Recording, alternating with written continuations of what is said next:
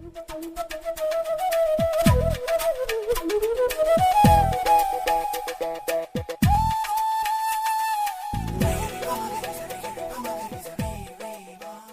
Lorax by Dr. Seuss. At the far end of town, where the grickle grass grows, and the wind smells slow and sour when it blows, and no birds ever sing, excepting old crows, is the street of the lifted Lorax. And deep in the grickle grass, some people say, if you look deep enough, you can still see today, where the Lorax once stood just as long as it could, before somebody lifted the Lorax away. What was the Lorax, and why was it there? And why was it lifted and taken somewhere, from the far end of town where the grickle grass goes? The old onceler still lives here. Ask him, he knows. You won't see the onceler, don't knock at his door. He stays in his lurkin on top of his store. He lurks in his lurkin, cold under the roof, where he makes his own clothes out of muffed moof. And on special dank midnights in August he peeks out of the shutters, and sometimes he speaks and tells how the Lorax was lifted away. He'll tell you, perhaps, if you're willing to pay. On the end of the rope he lets down a tin pail, and you have to toss in 15 cents and a nail, and the shell of a great-great-great-grandfather snail.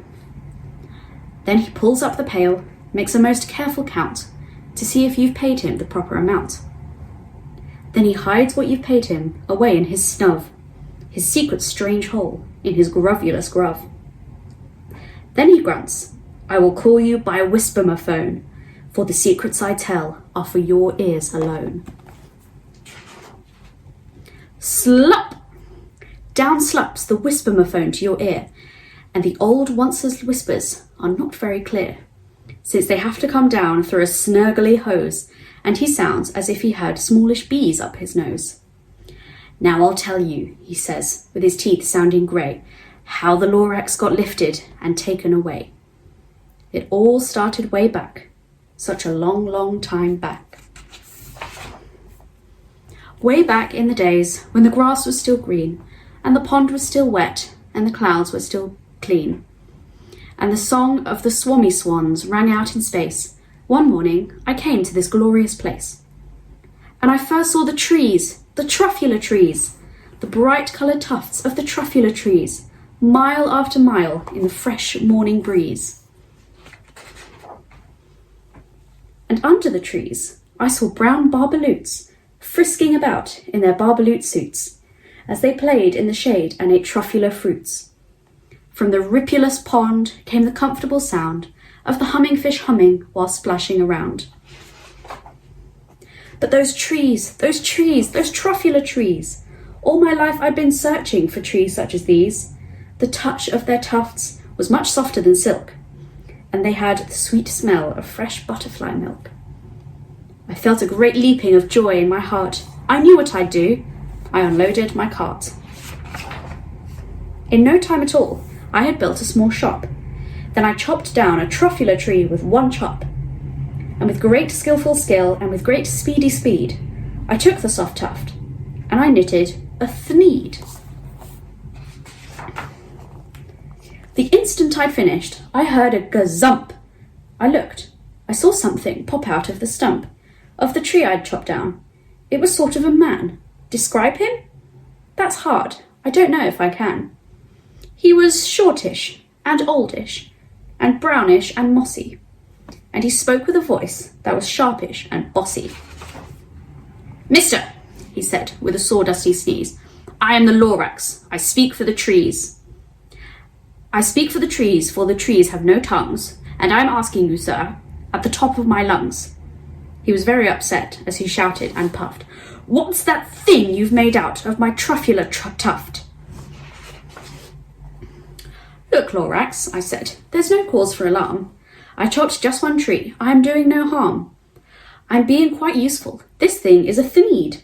A thneed's a fine something that all people need. It's a shirt, it's a sock, it's a glove, it's a hat.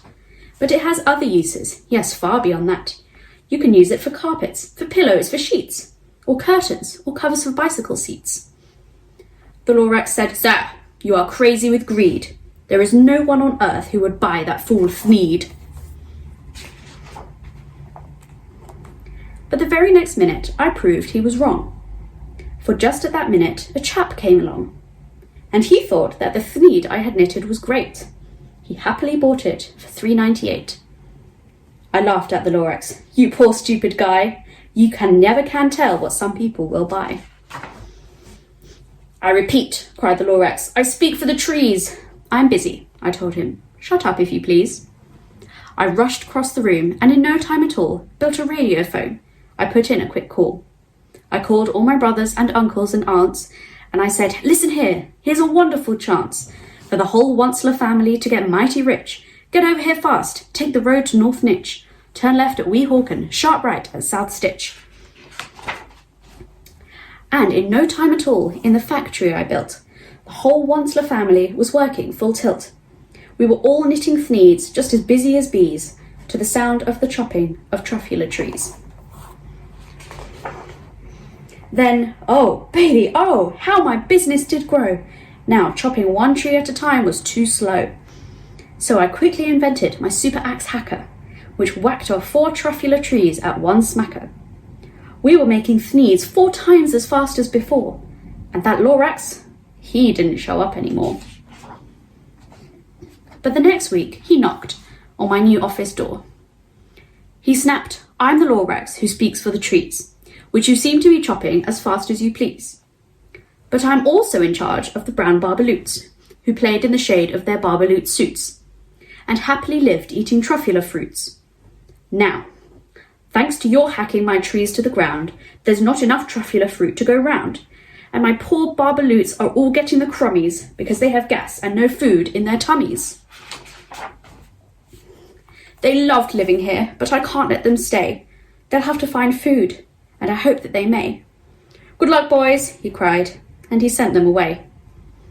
I, the Onceler, felt sad as I watched them all go, but business is business, and business must grow, regardless of crummies and tummies, you know.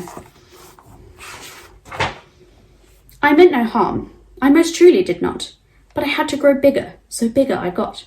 I biggered my factory, I biggered my roads, I biggered my wagons, I biggered the loads of the Thneeds I shipped out.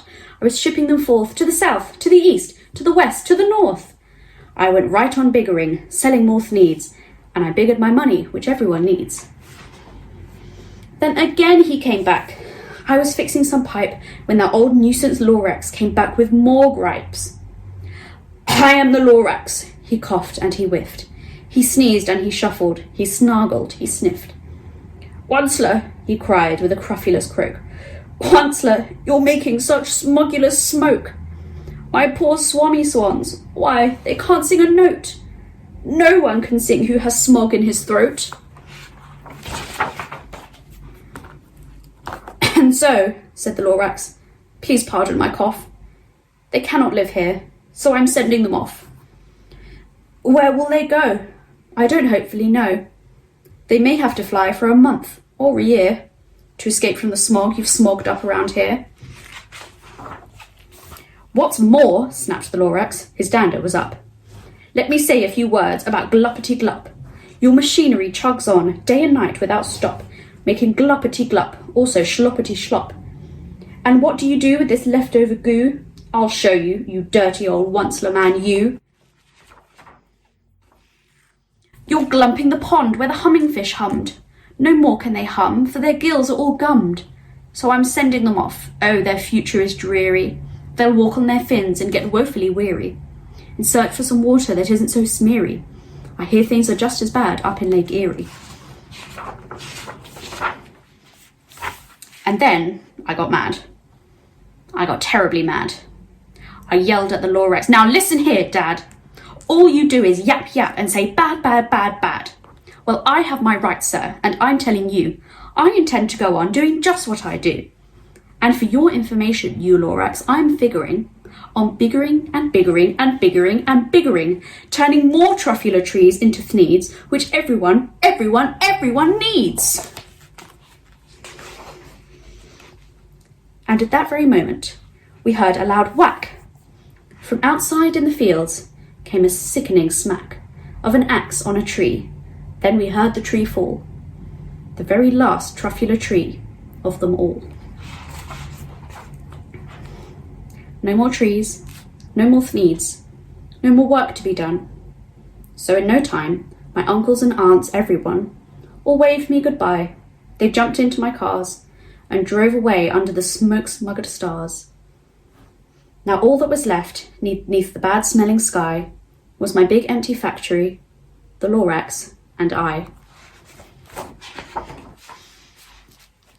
The Lorax said nothing, just gave me a glance, and he gave me a very sad, sad backward glance, as he lifted himself by the seat of his pants, and I'll never forget the grim look on his face while he hoisted himself and took leave of this place, through a hole in the smog, without leaving a trace. And all that the Lorax left here in this mess was a small pile of rocks with the one word, unless. Whatever that meant, well, I just couldn't guess. That was long, long ago, but each day since that day, I've sat here and worried away. Through the years, while my buildings have fallen apart, I've worried about it with all of my heart. But now, says the Onceler, now that you're here, the word of the Lorax seems perfectly clear. Unless someone like you cares a whole awful lot, nothing is going to get better. It's not. So, catch, calls the Onceler. He lets something fall. It's a truffula seed. It's the last one of all. You're in charge of the last of the truffula seeds, and truffula trees are what everyone needs. Plant a new truffula, treat it with care, give it clean water and feed it fresh air. Grow a forest, protect it from axes that hack. Then the Lorax and all of his friends may come back.